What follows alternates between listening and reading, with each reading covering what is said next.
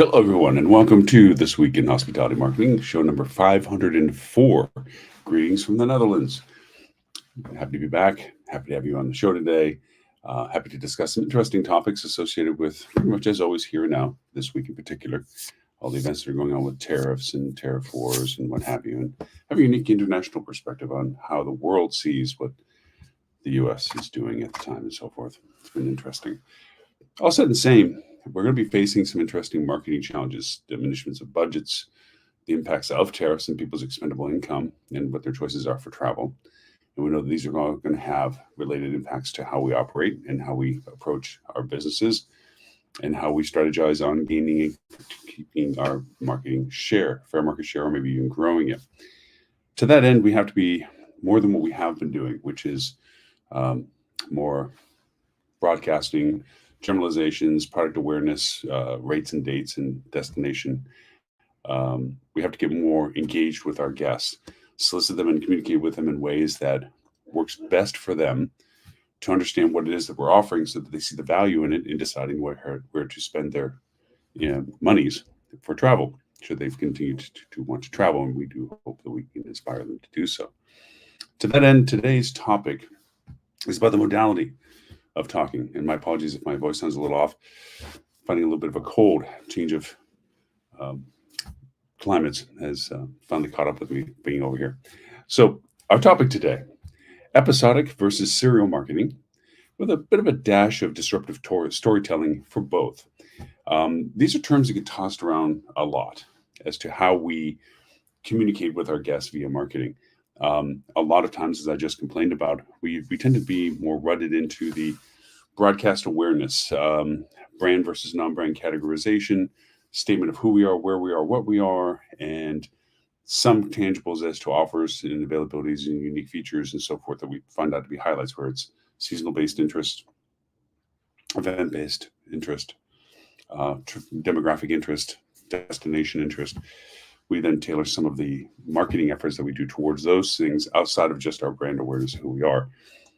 What that creates for us, though, is just a homogeny compared to our competitors. We look and sound very much like our competitors.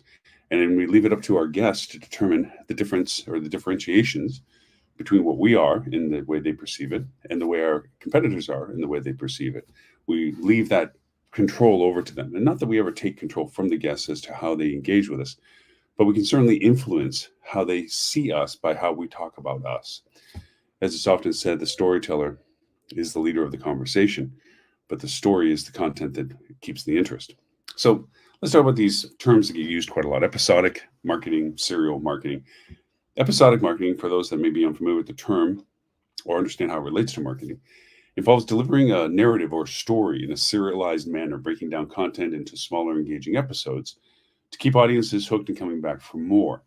Think of this episodic marketing as a single or multi-unit messaging, progressively releasing offers and deals that are in sync, okay, so as to broadcast the message each time it's shared.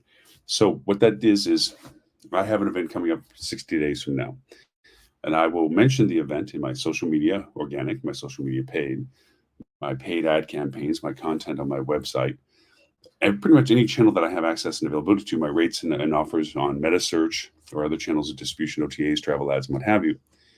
But it's all happening at once. And what that means is we're literally taking a larger idea of this event 60 days from now, excuse me, and we are measuring it persistently in front of our guests. We're showing aspects of it perpetually, but it is a constant multi-channel in sync presentation of our content. This differs from serial marketing, which refers to the content that is released in a series of installments, such as a show or a podcast, web series, whatever, that is published in sequence. So I tell you something in session 1 that then is added to by session 2, that's then added to by session 3, and is added to by session 4. What makes this different than episodic is that serial marketing is building upon the previous communications. It keeps you engaged in a way of and yet more, and yet more. So think of it this way as social media. You first start sharing information about an event that's coming up. Again, same scenario of 60 days out. We're on one channel talking about things to look forward to or things to consider for this event 60 days from now. Our first posts are about that, awareness of it. The second series of posts might be more of clarification of, now that we're talking about the awareness of the event, what are some things to look forward to? The third session might then be more of, in addition to looking forward to these things, how do you plan for those things? And so each series brings you another step closer. What happens is now, instead of having all the channels share in the distribution of this persistently, the channels get introduced according to the value proposition as to the progression of the serial content that you're providing. Organic social develops an audience. That audience is cultivated into a custom audience. That custom audience is then social media paid campaigns targeted. So we can expand the audience of people similar to them that discovered it organically that may now need to be paid to get in front of them because they're the same type of people that found us on our organic. That progresses then to making sure, of course, obviously we have content on our website that's been optimized for search engine optimization for organic discovery as well, that we then begin to do paid campaigns for to amplify the audience that are based on the similarities of engagement with our organic social. So you see each channel begins to get introduced into its usage as the story progresses forward until we get into that series that most revenue managers are familiar with, which is your booking window and, of course, your arrival and departure dates. This is all a build-up to the ZMA, zero moment of transaction. You're progressively infusing additional content, progressively from stage 1 to stage 2 to stage 3. This is done in CRM with progressive email engagements. You don't simply regurgitate the same message the first contact you have with an email. For those that responded back, you introduce a new aspect to the content. So that serial introduction of data is what serial marketing is about. It's a progressive expansion of content. Episodic, it's a storyline. Here's what's happening. Here's the next thing we want to tell you about, the next thing we want to tell you about, the next thing we want to tell you about. But it's not building on each other as it is revealing and all at once. It's made to make sure that you're in front of everything. So that's really the defining difference between episodic and serial marketing. But we have to look at now a dimension to it that we hear a lot of in buzzwords, and that's disruptive storytelling. Episodic and serial marketing are stories. We have what we want to talk about. We choose how we want to introduce it to our audiences that we find are relevant. Either we progressively share the content or we sequentially share the content. Disruptive is changing one of the three aspects of any storytelling: the narrative, the story, or the method. And disruptive is meant to be different on any one of those three, or combinations there. Really, you can change more than just one. Some people tend to think they only have to change one out of the three. You can change 2 out of 3, all 3 if you want to. A little daunting, but who's to say? The success of some companies that have done this disruptive storytelling brings them to the forefront. It distinctly shows them differently than their competitors, where they were at first being compared against, and now they're being isolated from. Disruptive storytelling involves resetting the public's narrative about who you are, what you're doing, okay? That separates you from your competitors in a way that makes you stand out. This is usually done by addressing something of your audiences that they find mundane or persistently the same throughout our industry. How we book a room, perhaps. How we discover a hotel, perhaps. How do we find out what to do while we're at the hotel, perhaps. Places of interest. They're all variations to how we discuss what the story is that we're trying to share in our marketing. The disruptive part of it is to change that up. Say, for instance, this is a bit of a hypothetical, but it is a tangible case to say, if can you do it? It would be interesting to see how well it would do. We know that booking hotels is pretty much straightforward. You go to a website for a hotel or a third-party provider, and you look up the dates you're interested in. It provides the inventory that you would have available for those dates and the rates associated with them. It would also show you any promotions or offers that we'll be having for it. This is our standard engagement that we have mundanely done for decades now on hotel reservations, reservations. And we leave it to the user to discover all this process. We don't know what dates they're interested in. And we certainly don't know what room types they're going to be wanting to do or what monies they want to spend. So we have to leave it to them to make these choices, is how we often think. Disruptively, it might be, wonder if we were to know that information ahead and then be able to present to them the best of what they're looking for so that they don't have to discover it. We're seeing that in real time now. We're seeing travel agent bots that are saying, hey, look, let me help you plan your trip. Excuse me. And from a series of engagements with the AI, it begins to understand what you're looking for so that it can draw comparisons of choices that you might consider. If you tell them that you're traveling with your family or not traveling with your family, you're traveling for vacation or for business, you're here for however long or not however long, you're interested in food adventures and or historical or cultural. If you create all that kind of information in the engagement with the AI, then the AI can come back, and instead of you having to go find what you want to book, it can offer you the alternatives that seem to be the best based on the combinations of information you've given them. This insightfulness, this travel agent thing, we've already seen in real life. For those of us long enough in the industry to have looked back, when the internet was taking over the world, um, everybody foretold the doom of travel agents. Who needs them? Everybody can do their own travel plans now. And it turns out that not only did they not go away, they thrived because people didn't want to deal with all this. It's because of how we pushed them through the process of what I just described, going to a booking engine and having to make all these choices and discoveries and so forth, and comparing you to another competitor and which is better, which is worse. They just didn't want to mess with it. They wanted to go to a trusted source or a person that was knowledgeable enough that they can trust to basically say, this is what I want to do. Go find all the stuff that I can do. And then maybe the travel agent will come back and ask for more clarification points, what have you. And they would put together an itinerary and handle it all. And it also gave the user the chance to have recourse of saying, if something didn't go according to plan, they had somebody to call and go, hey, the flight was missed or the hotel doesn't have my reservation. And there's somebody that's responsible to go do something about it, compared to you in a lobby or you in an airport having to figure out where you have to go to figure out what to fix and how to fix it and go through all that process. You have a resource to go over and do that, and you're willing to pay for that resource. So travel agents have thrived. The same modality is now being transferred to travel AI agents, in the sense that instead of me having to go to discover all the things that I want to do and how I want to do them, and it's left to how well do I ask the questions. Instead, the AI can ask the better questions because it knows all the things that are available. It can ask me questions that I may not be thoughtfully thinking of, that, oh, wow, yeah, I didn't think about that. But yeah, I'd want to make sure that I love coffee. I want to go find a great coffee house, or what's the biggest ball of twine that I would miss if I was there and I didn't know it. These types of things, the AI was built for, so make sure that nothing gets missed.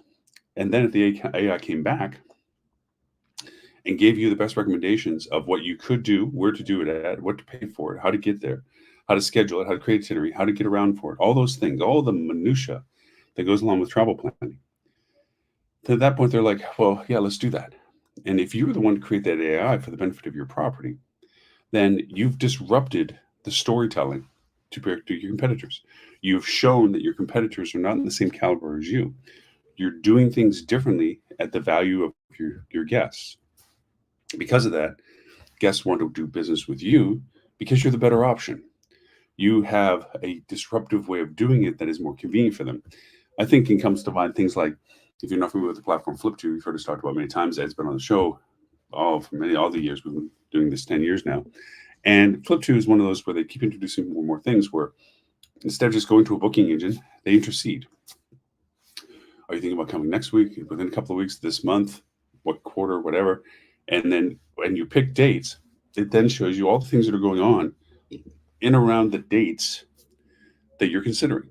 And that awareness may help you change your mind. Like, well, wait, there's a concert that I didn't know about that's at the end of when I was thinking about going. Is there a way to make me maybe either extend my stay or move it over so that I can enjoy that concert? That awareness that platform kind of gives is a disruptive storytelling to the narrative of how you engage with your planning. Disruptive storytelling can happen episodically, serial, or in its own right, just the way of the engagement, regardless of how the marketing information is presented. Disruptive storytelling is literally about changing one of the three things that you have control over: the narrative, the story, or the modality, in a way that's different than everybody else is trying to do the same things. Doing this will make you stand out differently than for all the other properties that are going to be doing it the way they have been, which has been, here we are broadcasting where we are, what we are, rates and dates, our amenities, value proposition, some unique features or specializations. That's what everybody does. And you leave it to the user to figure out and navigate through all of the things that they're interested in and knowledge that they have to find out what their better choices may be, always wondering whether or not they missed the best opportunity simply because they didn't ask the right question or go to the right website. If you disrupt that and offer, just as I said, an idea of an example of disruptiveness, you change the modality of how a guest interacts with you. You disrupt the normalcy of what everybody has done historically. You draw and show comparison between what you are compared to your competitors. And that difference differentiates the value proposition that you are, that even if you may be lacking from your SWOT analysis of your competitors on some amenities or locations or what have you, you've made it up for maybe in the ease of determining what it is to do and how to do it, making your resort the centricity of the plan. As we've often said on the show many, many times, the person's travel destination is entirely based on their stay. Their experience of their whole time in your destination is centered to staying with you. Everything is in relationship to the anchor that you represent to them, where you are in relationship to what they did, where they go, what did they enjoy, are all based on the centricity of them being at your resort or hotel. That's the anchor point that you want to establish through being disruptive, showing difference of why the planning with you is much more productive than just the open planning that most people tend to do and your competitors are asking for them to do.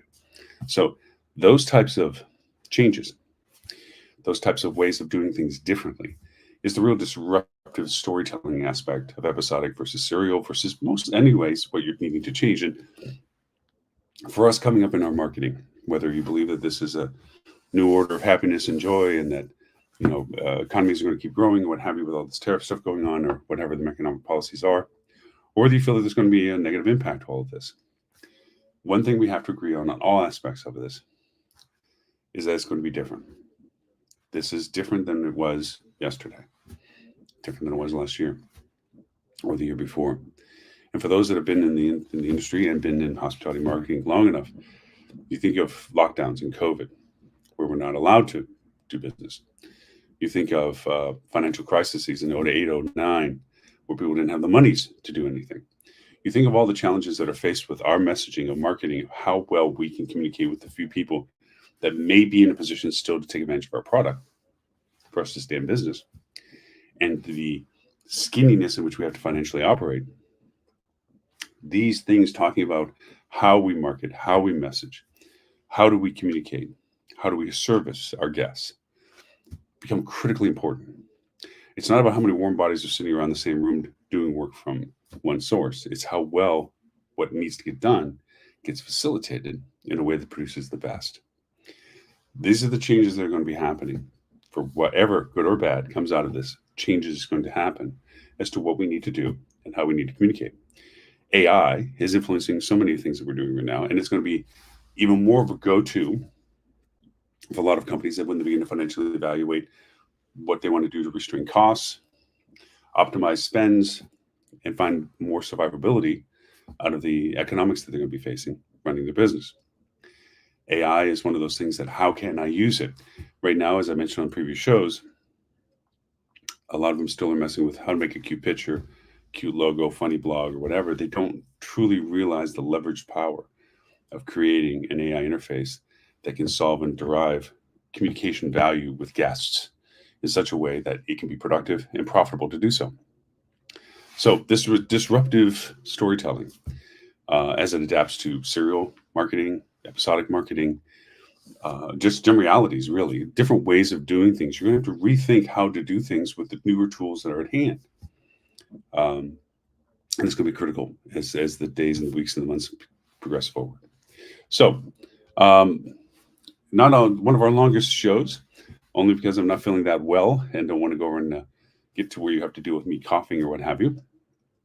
But I think impactful all the same as to the topic value of whether or not episodic versus serial marketing with a dash of disruptive storytelling, and how to change how you approach what you're doing and how to better understand what you're doing in terminology of whether it's episodic or serial, which may be better. Both are good for different reasons. Both are good for different contexts. That's not a good or a bad relationship. It's an either or based upon the value that you're trying to present or the content that you're trying to drive for. The disruptive aspect is how well you do it.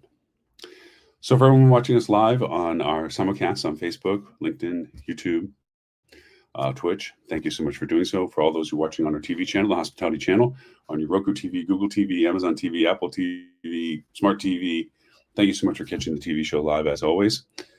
We will recast this, obviously, even though it's a little self-serving to say that we're going to redo it at 11:30 a.m. European time, Wednesday next week, and 11:30 a.m. London time, and 11:30 Sydney Australian time for APAC, Wednesday next week, since I'm in the EU at this point.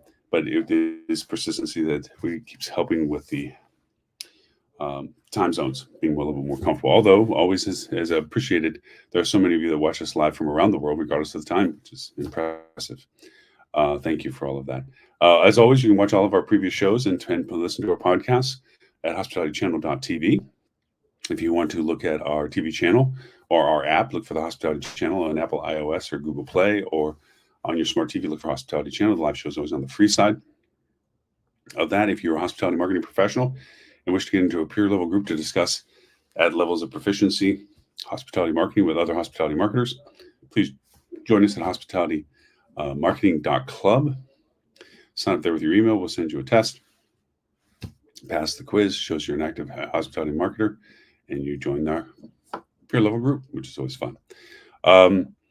As always, you can reach me at lauren@hospitalitydigitalmarketing.com. I answer each and every email related to the podcast or live shows and the TV channel. And also, we have our hospitality radio at hospitalityradio.com. That's broadcast as well. Our TV channel is in 209 countries. Our radio station is in 39 countries. Our podcast is in 36 countries. We translate in 11 languages. We try to be as many places as possible for those that are interested in our messaging. So if you also want to do an audio response to me, you can go to hdm.news/talkback. There you can answer my question of the week, or you can state your concerns or comments to me and what the rights are to using those comments on broadcasts.